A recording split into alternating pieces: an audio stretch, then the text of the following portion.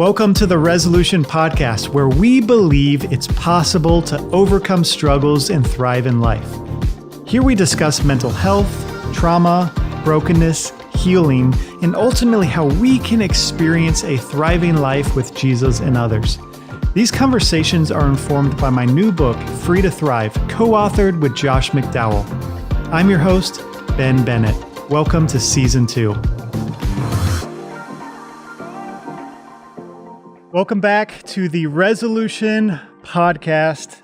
Ben Bennett here, and today I'm joined by Kait Warman, and we're going to be talking about moving past rejection. Come on.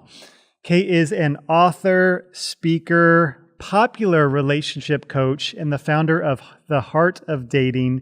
She helps thousands of men and women on their journeys through the conversations on the Heart of Dating podcast. And I'll just add, her latest book, Thank You for Rejecting Me, phenomenal. It's so good. It's one of the best books I've read in recent years on identifying pain in her life and how to heal from trauma and find purpose. So good. Pick it up. Kait, thanks so much for being with me today. Ben, this is awesome. I'm so happy to be here. Thanks for having me. I am pumped for this combo. So sick. So excited for this. I know you and I have so many mutual friends, and finally, so fun. We're getting to meet over Zoom.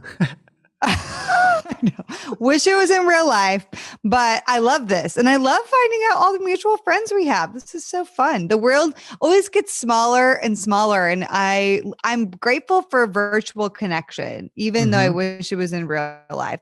This is so fun. Yeah, virtual saved everything during quarantine. Yeah. Well, this topic of moving past rejection is such a crucial one because whether or not we realize it, we all experience rejection, whether it's from our friends, from our family, from romantic partners, and even from ourselves. And so often, I think we can struggle to figure out how to heal and move past those experiences of rejection. But Kait, that's what I love about you and what you're doing and in your story, how you've navigated that. You've been through it in your own personal life, and now you're helping thousands of other people. So let's go ahead and get into the first question. Kait, will you, as we begin, will you share how you got started with the Heart of Dating and ultimately how you started helping others move past rejection? Yeah. Well, the story goes that I am the queen of rejection, meaning I've been through a lot of it. I don't think you can talk about a topic unless you've been through it significantly, or who's going to listen to me, right? But the funny part is, Heart of Dating, I never thought I would be a dating coach, never thought I would talk about dating, especially talk about my story when it relates to dating publicly. That would have been 5 years ago. If you asked me, my worst possible fear would have been like me sharing my dating stories and some of the trauma and pain that had happened to me in front of people. And now I'm doing so in front of thousands and thousands of people. And now I've written it in a book that is evergreen. I can, no takes backs, it is out there in the world. And so that really in and of itself is a picture of how God has empowered my heart and healed my heart and given me the courage to talk about this subject that I'm actually so deeply passionate about. Funny, though, that we're talking about rejection, because Heart of Dating itself really started in the wake of a very big rejection in my life. I write about this specific rejection, which was the rejection of heartbreak, in chapter 5 of the book called The Ugly Cry. And this was a relationship that at the time I really thought was it. This is now several years ago, but I thought this was it. It was a good Christian man. We had support from friends, family, mentors, pastors. And I was like, we're on the track to marriage. And, we were talking about engagement, and all of a sudden he had a conversation with me I didn't see coming, and he didn't have peace about moving forward. And eventually he ended it. That rejection sent me into a tailspin of like, I had already been through so much. And yet here was another failed relationship, the one that was finally healthy. I thought I was quote unquote finally doing it right. And so I asked God so many questions. I pressed into the healing. I started writing about rejection. And the beautiful part about that season is God started showing me that rejection could be protection. And to be honest, I didn't really know why. I just felt it in my heart, but I didn't understand why it was protecting me. I was like, this was supposed to be my guy. And that's one of the things in rejection we get wrong. We think we need to know why this happened, but oftentimes we won't know why it happened. We may never actually know why it happened truly. But I think through time, if we really trust God, if we really surrender the healing to Him, and if we keep pressing forward in what to do to keep moving forward, to keep healing, we'll start getting clarity through time. But in that season of healing from that breakup, it was when God started putting it on my heart to start Heart of Dating. And here's the kind of cool thing about it, Ben, is if that breakup hadn't happened, I genuinely believe that I would never have started Heart of Dating. Like Wow. I truly believe that, because a passion for talking about dating wasn't on my heart in a big way before that relationship. It really wasn't. Again, my worst possible fear. But it was in that breakup and healing from that I started developing this passion. And so, yeah, that's how Heart of Dating was essentially birthed. And then through that process, how I started helping others move past rejection was I realized so many people want to just like get on a date. They want to know where to find them and how to find quality people. Mm. But as I started coaching people later on in my journey, I realized we can't talk about how to date someone unless we talk about how you're showing up for yourself, and inadvertently how then you're showing up in the relationships that you're Mm. having.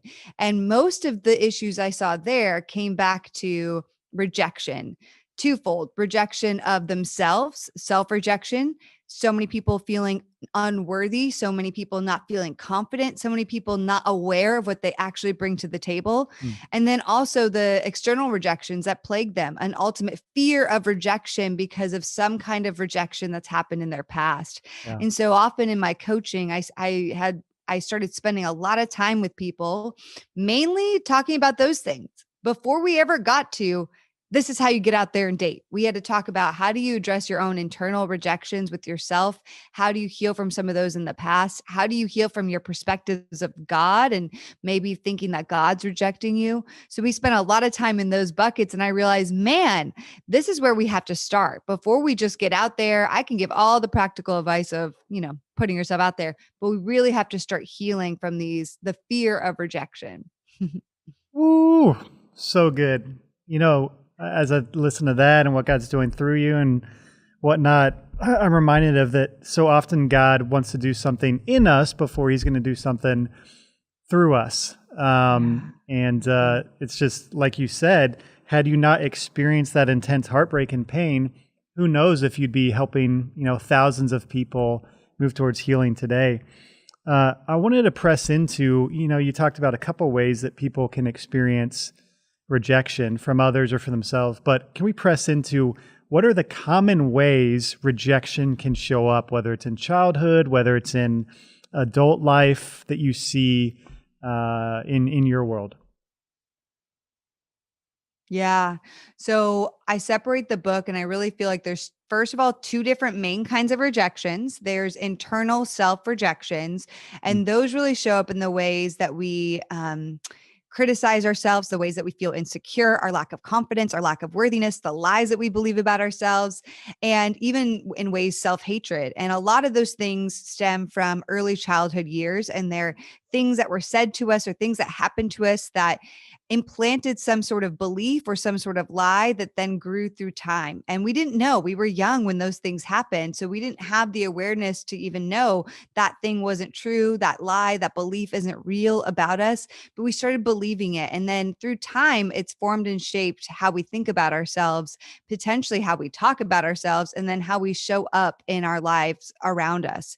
So self rejections are very, very important to address, because without that, without addressing it, you can find any person on the planet, but they're never going to heal those self rejections. Like no sense of human love or human affirmation is ever going to fully conquer your own inability to love yourself. Mm. So we really have to work to love ourselves first so that we don't lose ourselves in the fate of other people and in the hands of other people or in the hands of the world, which is very unpredictable. So that's the first area in which we really have to work through rejection, self-rejections.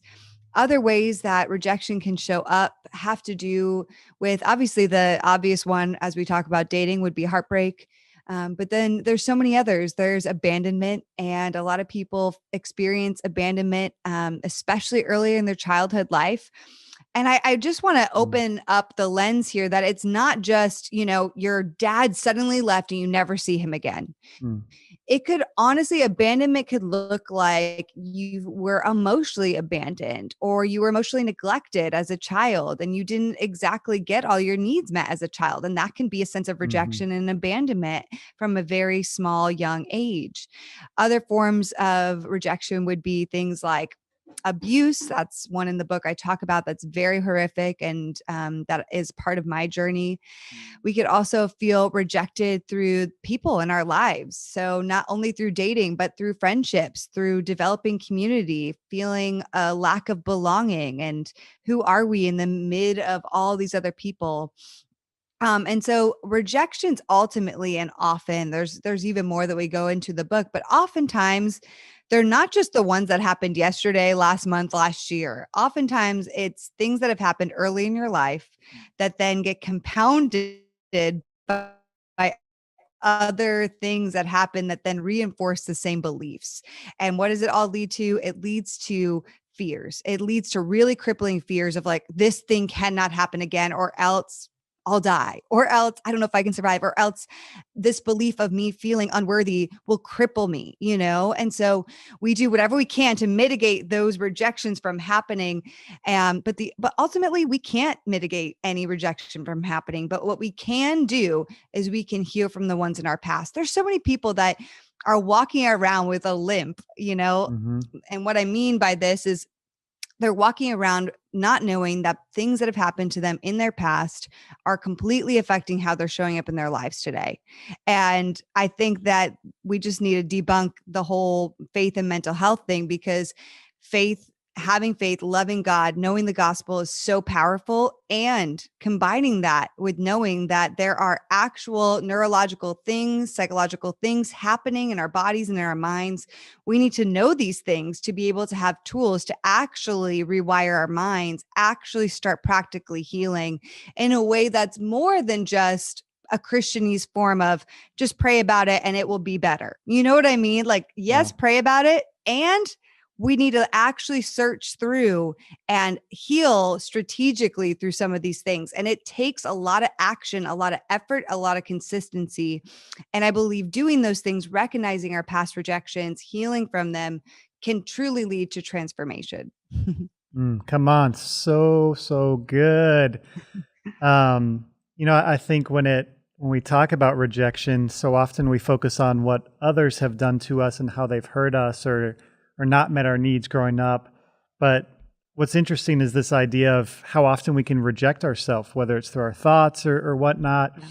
Yeah. Why would you say so many of us end up rejecting ourselves, and what does that often look like? Yeah. So I think self rejection is the most crippling form of rejection, to be honest with Wow. you. Uh, if because and that's and the thing, but the beautiful part about it is that's the one that we have the most control over, Mm, because nobody's forcing us to believe those things about ourselves. We so I will say that again, nobody is forcing you to believe those things about yourself. So what's freeing about that is you may have all these self-limiting beliefs or these thoughts, but the great part is you can change them. Like, you can actually transform your mind through action, right? But if we don't actually admit that we have, and if we're not even aware of them, then we will continue to either overly self protect, try to live in our little bubble, never get out of our comfort zones. When it comes to dating, that looks like, I'm never going to step out. I'm never going to talk to somebody I like. I'm just going to stay here and just hope that God magically and then we move on. But it doesn't work like that. You have to be vulnerable. You have to be courageous. You have to talk to people. Oh my gosh, a novel idea. You have to talk to people to actually date. And you have to endure hard conversations. And when it comes to dating, which is a big thing I talk about, rejection is almost always a part of the equation. Like you get online, you're going to be rejected tomorrow. There's going to be somebody that you swipe right on, you're excited about, that is not going to swipe right on you. That's just the math. It will happen. And so that's a small rejection. Oh, that's a bummer. That guy didn't swipe right on me. I was excited to talk to him. How are you going to handle that rejection? Are you going to demonize that person and be like, well, all men suck and da, da, da. Or are you going to, which isn't helpful at all, because that's not creating a helpful narrative. Or are you going to conversely take it personally and say, there must be something wrong with me. I must not be enough. Oh, I know I'm not pretty enough for a guy like that. And those are the thoughts that are the self-rejections. And so I think that really being aware of our own internal self-rejections and working to heal those things, which we have the power to do in partnership with the Holy Spirit, brings us into fuller alignment of who God really calls us to be, and I want to say all this without shaming anybody, because we all have things that we believe about ourselves that we're working through.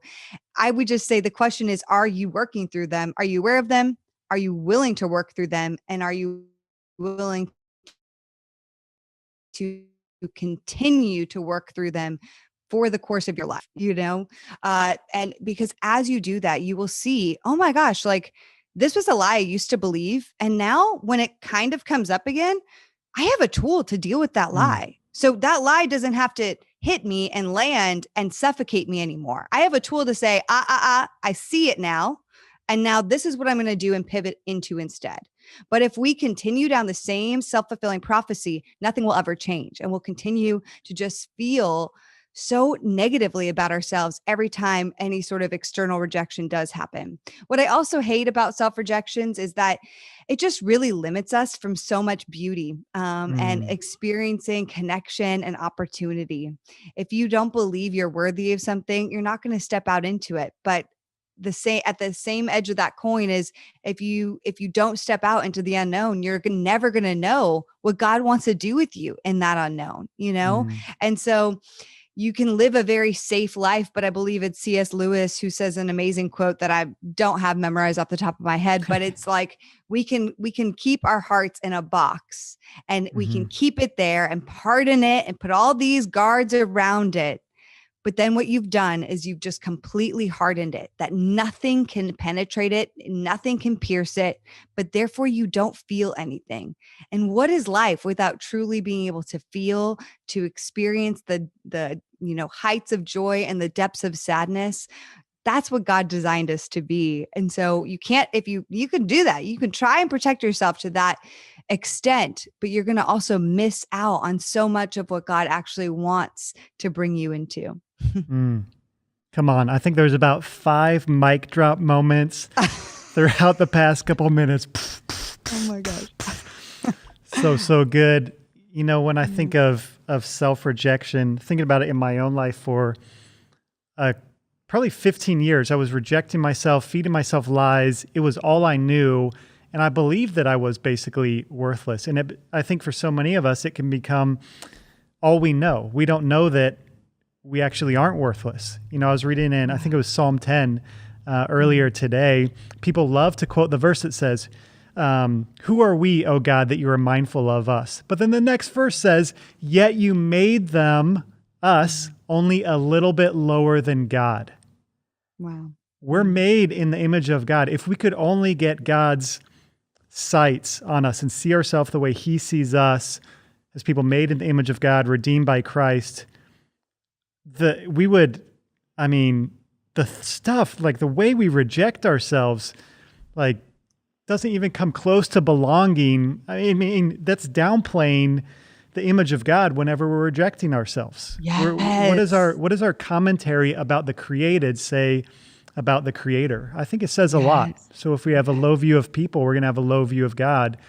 And if we have a high view of God, we'll have a high view of people and ourselves. Wow. And that's what we need to get. Um, I love that awareness piece that you were talking about. I think it's so hard for us to be aware of the pain that we've gone through, of how we reject ourselves, of how we've been rejected by others. One of the things we do in my new book with Josh, Free to Thrive, is we lay out all of the needs that we have and how we can have unmet needs, how we can experience abuse, how we situation after situation, story after story, circumstance of what we've learned in our own lives. And one of the things we get at is that whether it's just a lack of loving words from a father over the course of years or one moment of intense abuse, the impact can be the same. Yeah. And, in your recent book, Thank You for Rejecting Me, Kait, you laid out something called shame scarves that I thought was so powerful. That was kind of a similar concept. Will you share more about shame scarves with us? Yeah. And I love that you just detailed it out. It can be a big T trauma, little T trauma built through time. And we can look sometimes, especially when it's little T trauma, I find that people are like, my life's pretty good. I'm fine. Like, I don't have shame. I don't have trauma from my past.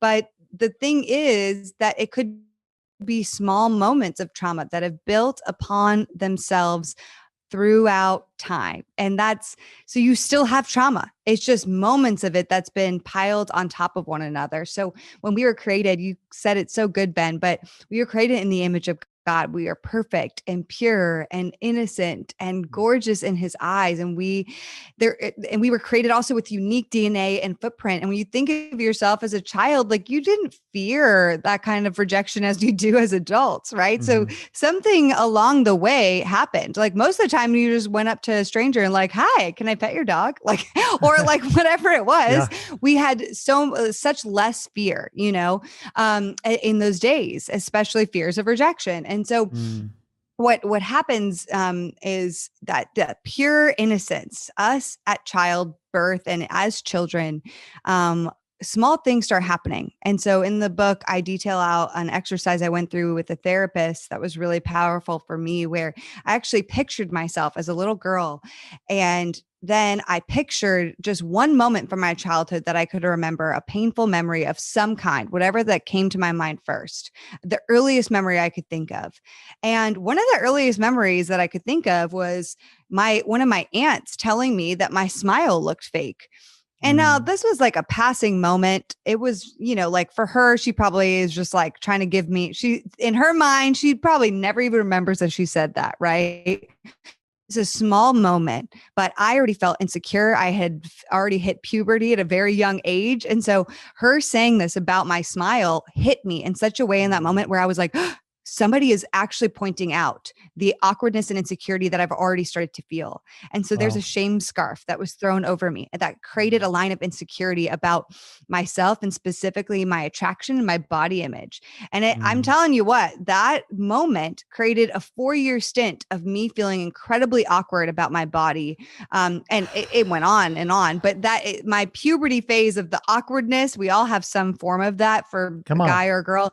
It went on for 4 years for me. I had a 4-year awkward phase. Okay. And I just couldn't get comfortable with myself and my skin. I felt so weird. I felt so gangly. I felt just out of touch.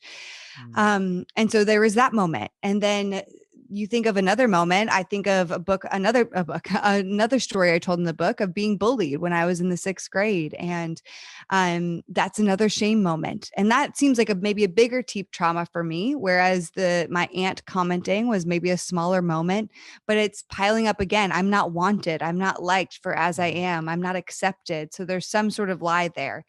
And so then you continue to think about these moments throughout your childhood. And what happens is as these shame scarves are thrown over you, the first one that's thrown over you, you can still see the child underneath. You can still see the innocence, the purity, who God created you to be. But over time, if you could picture it in your mind, like literally picture it, Mhm. scarf upon scarf Picturing upon it. scarf upon scarf. Eventually, you can't even see that child underneath. It's just a pile of scarves. And it's so sad to think about. That's literally what we are so often as adults. We are adults walking around with tons of shame scarves, like covering our bodies in such a big, giant weight that we just can't seem to shake. And we're functioning. Some of us have developed some tendencies in our life that are actually admirable. One of mine was performing. And if Mm. I, really think about that, my performing, well, that was impacting the world. And to others, I looked like I had it all and I was on top of things and top of my class, top of my career, blah, blah, blah, blah. So to others, they're like, this girl's killing it, right? So you think about it, we look on social media, we're like, oh, look at all these people killing it. But I'm like, okay, but what's behind that? Like, is Right. their performance coming because they need that as a part of their identity? Or are they have they worked through their stuff and they're performing outwardly because that's a gift that God has given them to do and be called to that specific area? There's a difference. One is needing the validation of the world and doing it out of shame. The other is by walking into your calling and knowing your giftings while staying grounded to who you truly are. But we think we're over here when we're acting in something like performance, but we're not if we haven't sorted through those shame scarves. And so I think I don't care who you are. I think so many of us are walking around with the shame scarves that we're afraid to admit that we have, because even just the idea that we have shame scarves or shame from our past feels shaming in and of itself. We're like, I Mm. don't want to think about that. I don't want to think, because I want to seem like I'm a person that has it all together. The reality is, so many of us are people who don't have it all together. Like Yeah. I wrote this book. I still got it all together, Ben. I still work through things all the time. My therapist knows. I see her every week, Hmm. And so I think that there's a humbleness and recognizing, hey, there's things I'm working through. And even today, as I continue to work through those moments, there's still things that come up. Oh, there's another scarf that I haven't addressed yet. Let's Mm. address that moment and that thing and that lie that started being created at that moment so that we can unravel it. I can get to the root and actually really unroot it and Mm. start transforming back to who God created me to be. Come on. Love it. That picture of the shame scarves and them stacking up, especially starting as a little kid, is just, it's to some extent, it's devastating to think about, like this, you know, in our lives, like we can be these joyous kids, like, Yeah. no fear and whatnot, like you talked about, but then the shame scarf, another scarf, another scarf, to the point where we can't see anymore because we're so covered with those scarves. And we've probably gotten so used to it. It's like me right now. It's like, I don't even realize that I'm wearing a hat. I've gotten so used to wearing it today. The same thing can be true with those shame scarves in our life. And that's why the awareness and trying to figure out, how am I being held back from these things that Jesus really wants to heal in my life. So, we've talked about so far a lot of identifying the different kinds of rejection, how it can show up in our lives. Big question: how do we begin to heal from rejection and trust people again? It's such a big question. Man, it's hard to unpack it in a short time. So I'll give you Hmm. just like the top things that come to head. Um, but I think we already addressed the first step. The first step is awareness, and we have to have some sort of breaking point, heck no moment, where Mm. it's like, you know what? Heck no. I'm not going to live with those shame scarves. Heck no. I'm not going to live in the fear of rejection happening. Heck no. Am I going to continue to live with these limiting beliefs or the self-hatred that keeps showing up every single time I try to put myself out there? Like, if you can have a heck no moment, they say for addicts, like, you need a breaking point low moment. You need to reach some moment where you're like, I could continue on doing like little things here and there to try to mend these issues. But if you really want the true transformation, you have to have a major heck no moment. I'm not going to live like this anymore. Like, I will not live like this. I see how it's ruining my life. I see how it's taking me away from God's calling in my life. I see how it's taking away from who God really created me to be. And I will not continue to walk in the identity I'm walking in right now. So having that heck no moment, starting to get aware of the past things that happened, which means going through those layers, which is really painful. And I would just recommend giving yourself a whole heck of a lot of grace in that process, because the last thing we want to do in that process is shame ourselves more for the things that have happened in our past. As you sort through the layers, there can be a tendency to be like, oh my gosh, why did I show up that way? Or why did this thing affect me so much? Like me thinking back to my aunt who said that thing about my smile. It would be easy for me to be like, gosh, Kate, like, why did that affect you so much? It was just one comment. You should have got over it. That's such a shaming way to treat ourselves. So in this process, as you start getting aware and you start going through the layers, make sure that you are treating yourself with the same way God would treat you in these moments, which any pain we should be able to and can bring to God without him having an ounce of judgment or that issue to me. No, he cares about all of it equally, right? And so each moment of pain that we've experienced is real, and we have to allow ourselves to know that that was real for us and really hurt us at that time. So have no judgment as you get curious with your past. And then I would start, identifying some trends and working through the specific trends. Like if it's a lie you believe or the specific tendency that you have, now it's a moment to start taking radical ownership around some of those pieces. One area of my book, I talk about the VBS, which it's my short form for the victim belief system. And so we can continue to live as though the world is out to get us, but that's never going to serve us in actually transforming our mindsets and walking in freedom. So what are the areas, what are the buckets of things that you want to start transforming? Identify it and start working slowly through each one. I don't believe that you're going to transform every ounce of pain and every bucket of pain in your life overnight. And I don't even think that you should try to do it all at once, because it will be way too much of a crash course and you'll probably burn out. We want to take things slowly, have a lot of grace for yourself, and know that it takes time. Within that time, I would bring in a very few amount of incredibly close people that know you, that see you, that love you for just as you are, and that can continuously remind you of who you are as you walk through this process. It's so important. One of the things I recommend for people to do is ask somebody why they're friends with you. Because that simple question, even though it may feel awkward, will bring you so much clarity on what value you bring to other people's lives. And it's so important that we start clinging on to those unique things that we bring to the world as we start healing from our pain. Because sometimes those painful moments, we can start seeing, well, that painful moment led me to become an empathetic and compassionate person. And now I hear my friend telling me that they're friends with me because I'm empathetic and compassionate.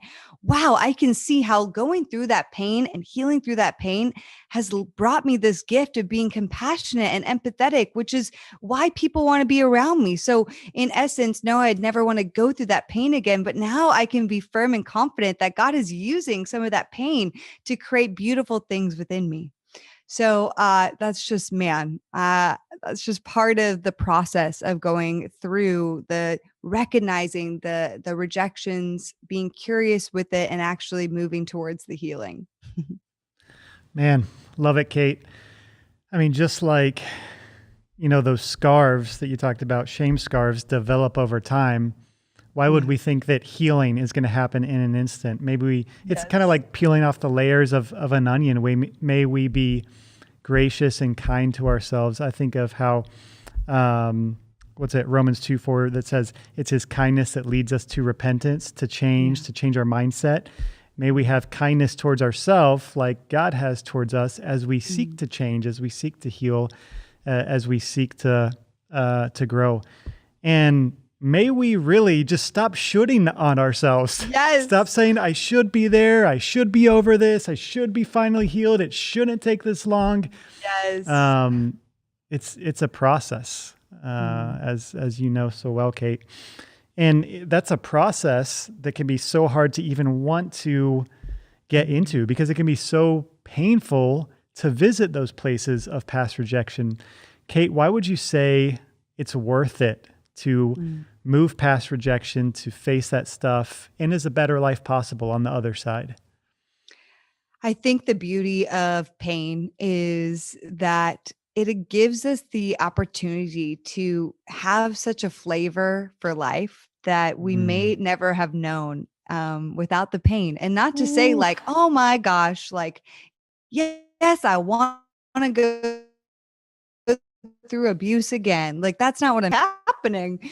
But I think that as we experience pain, we start appreciating all the things of life way more, like going through such a situation as I've been through, like abuse, has made me now just appreciate when somebody hears me or listens genuinely. Like in that moment, I am so appreciative after 2.5 years of being gaslighted and being discounted and being told that I was crazy.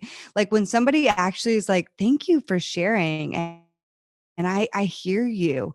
I'm like it literally, it doesn't just pass by me. It actually is like a gift to my heart. And I want to thank that person and bless them.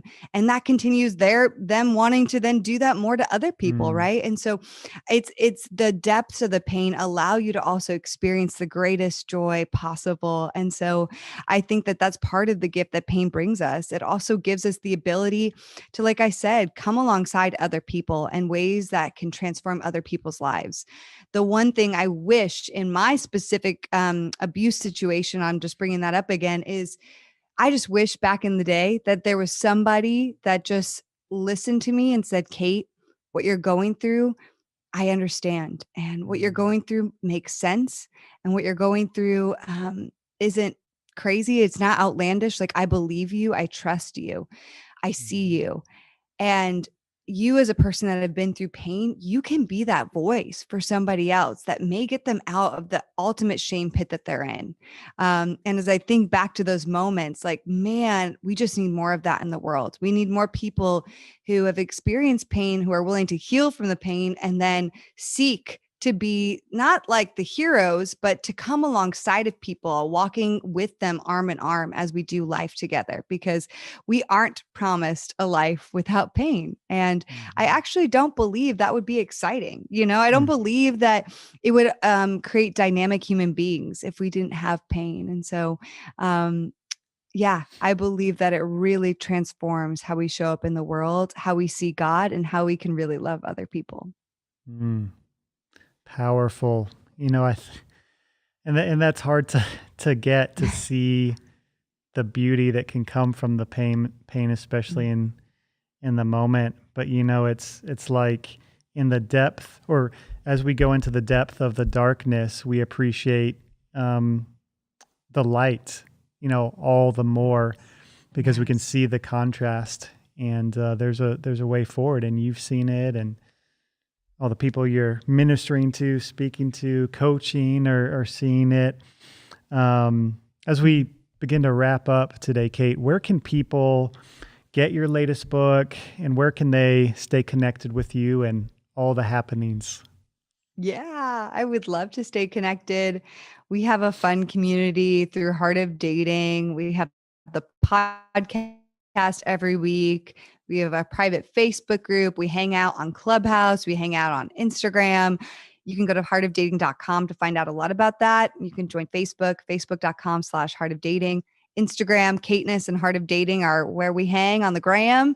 And then the book is anywhere books are sold. You can get it Amazon Prime to you. And that would mean a lot to me. It has flowers on the cover, but guys can still read it. It's a great tool for both genders. So yeah, that I would love to stay connected. Yeah, and I'll say as a guy, it does have flowers on the cover, and I read it, and it's phenomenal. And I posted about it, and I said, guys, don't let the cover, don't read a book by its cover. Don't let this distract you. It will rock you. We all need some flowers in our life anyway, okay? Amen. Let's see the beauty. Come on. Yes. Well, to those watching and listening, can I say this gently? if we don't deal with rejection in our life, if we don't deal with our stuff, other people will have to. So may we, as hard as it is, maybe we move towards those uncomfortable areas of our life, of our past, to work through them, to press in, to heal from rejection. And I believe what you will find, that I found, that Kait has found, so many other people have found, is that rather than avoiding it, which when we avoid it, it's affecting our beliefs, our actions, our behaviors. Rather than avoiding it, when we engage it, it actually will lead us to greater purpose, greater satisfaction, and a better life here and now, where we can help so many other people, because we're all experiencing rejection. So Kait, hey, thanks for what you're doing. Thanks for your latest book. So good. And thanks for having this conversation today. Thank you, Ben. This has been a gift, and I love what you're doing over there. Thank you. Thanks for checking out the Resolution Podcast. To go deeper on today's topic, get my new book, Free to Thrive, at resolutionmovement.org, as well as access a variety of free resources. If this episode encouraged you, please take a moment to rate it, share it, and subscribe. You can listen to us wherever podcasts are found, as well as watch the visual version of each episode on our YouTube channel. Connect with us by searching Resolution Movement on Instagram, Facebook, TikTok, and YouTube. See you soon.